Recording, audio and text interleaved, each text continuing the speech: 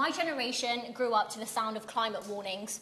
Before I was even born, the Intergovernmental Panel on Climate Change had said that human activity was to blame for a planet that was quickly getting hotter. And every few years since, they've warned that we are on course to do irreversible damage to ecosystems and species. 2 years ago, they said that preventing climate catastrophe would require, and I quote, rapid, far-reaching and unprecedented changes in all aspects of society. But since their first meeting more than 3 decades ago, CO2 emissions have risen by over 40%. They continue to rise, and the powerful continue to ignore the warnings. And the effects are with us now. This winter, Australia burned and Indonesia drowned. 29 people died in the fires, and 66 people drowned in the floods. Across the world, we see this again and again. The Solomon Islands are disappearing beneath the Pacific, forcing its people to flee. Mozambique was battered by 2 of the worst storms in the continent's history last year, which claimed the lives of more than 1,300 people. The Amazon rainforest, the lungs of our planet, was set alight by warmer, drier weather and reckless profiteers.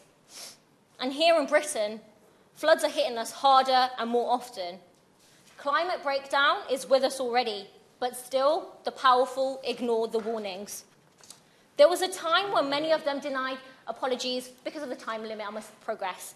There was a time when many of them denied the science. But today, there's a different kind of denialism. They don't deny the science, they deny the politics. They pretend that business as usual can combat the climate emergency, that banning plastic straws, using bags for life, or tweaking the system is enough. I'm sorry, but it's not. Because the problems aren't individual, they're collective. And it's the same politicians who tell us to ban plastic straws that have left MPs' pensions invested in deadly fossil fuels. So you can understand why we don't have high hopes for COP26 later this year, where we expect more platitudes and more hypocrisy. So I ask honourable members to take a lead from students that have forced their universities to divest, and divest now. We know that to prevent the climate emergency from becoming a climate catastrophe, we have to face up to what's driving the crisis. And the answer is clear. It's a capitalist crisis, driven by capitalism's need for expansion and exploitation. It isn't the fault of a few bad apples. The entire system's rotten. A system that rose with the coal mines and steam mills that powered Britain to global dominance and trashed the world's climate to win wealth for colonial powers.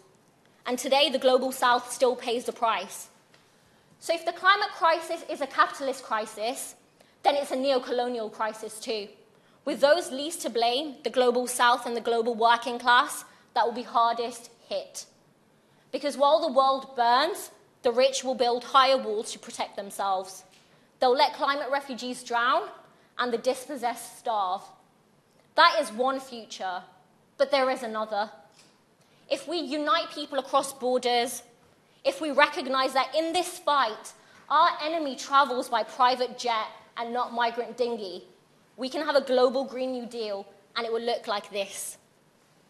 Dismantling the fossil fuel industry, taking resources away from a handful of private profiteers, and using them to plan a better future, to insulate our homes and design new green industries, to build free public transport and create millions of good unionized jobs.